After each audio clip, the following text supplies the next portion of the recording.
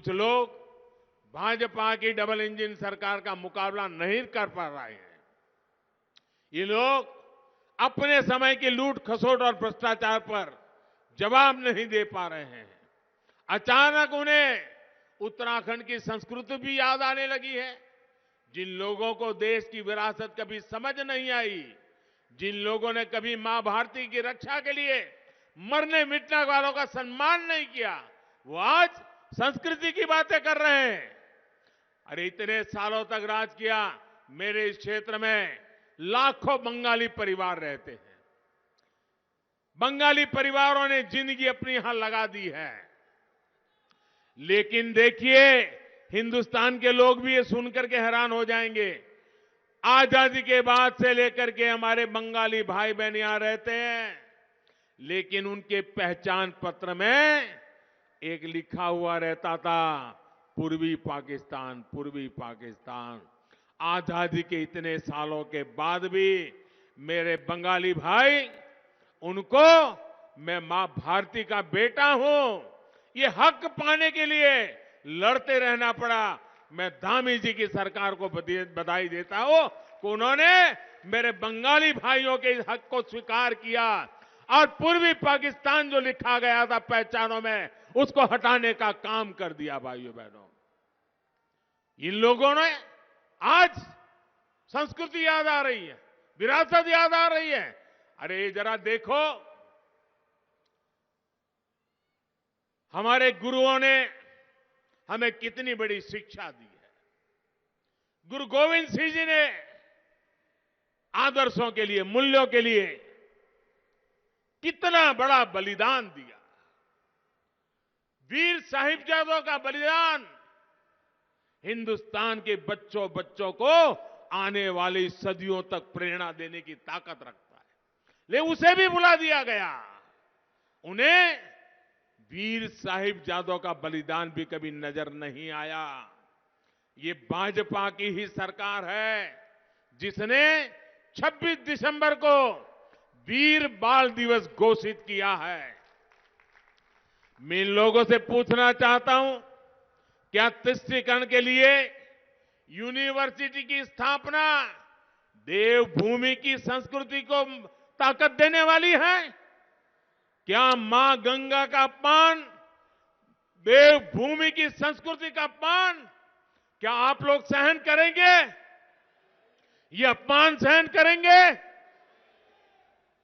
आप देखिए, इसी धरती के संतान, और यहां तो कोई घर ऐसा नहीं है जहां का कोई न कोई परिवारजन फौज के अंदर देश के लिए मर मिटने के लिए तैयार ना हो। उस सेना के सेनापति को, इसी धरती के संतान बिपिन रावत जी को ये लोग क्या कहते थे मालूम है? वे उनको सड़क का गुंडा बोल दिए थे।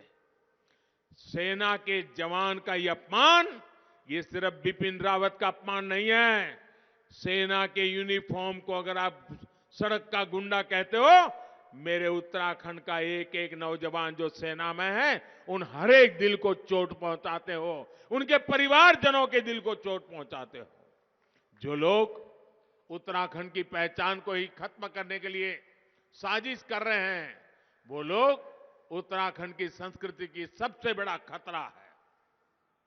बहुत पुरानी कहावत है भाइयों, मुंह में राम बगल में छुरी।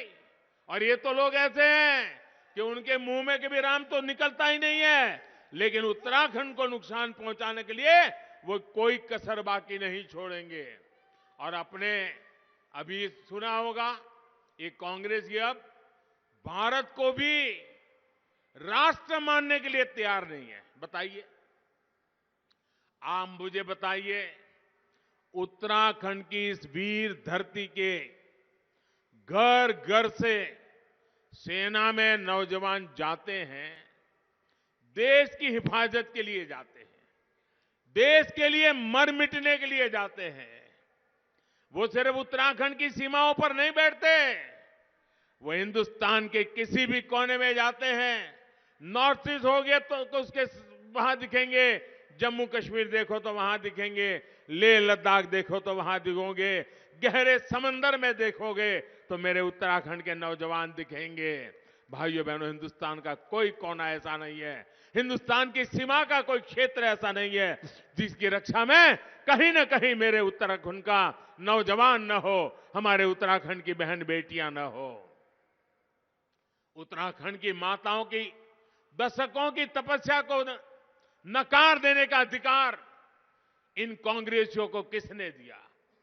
भाइयों बहनों, भारत एक है, ये देश एक है, हिंदुस्तान एक है, इसलिए उत्तराखंड के पहाड़ का बच्चा केरल के अंदर समुद्री तट पर बैठ करके मां भारती की रक्षा का काम करता है भाइयों, क्योंकि ये देश, उसके दिल में देश बसा हुआ है। और कांग्रेस वाले कहते हैं राष्ट्र है ही नहीं।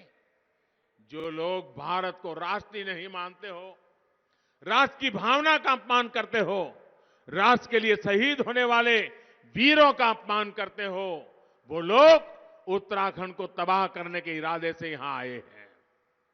उत्तराखंड की सेवा तो आप तभी कर पाएंगे जब आप में इस धरती के लिए आस्था हो।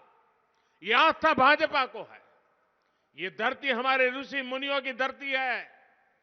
हमने अपने दृष्टि पत्र में कहा है कि भाजपा सरकार देवभूमि उत्तराखंड के देवत्व की रक्षा करेगी। मैं उत्तराखंड के हर विरोधी को डंके की चोट पर कह रहा हूं, उत्तराखंड के देवत्व के साथ हम कोई खिलवाड़ नहीं होने देंगे।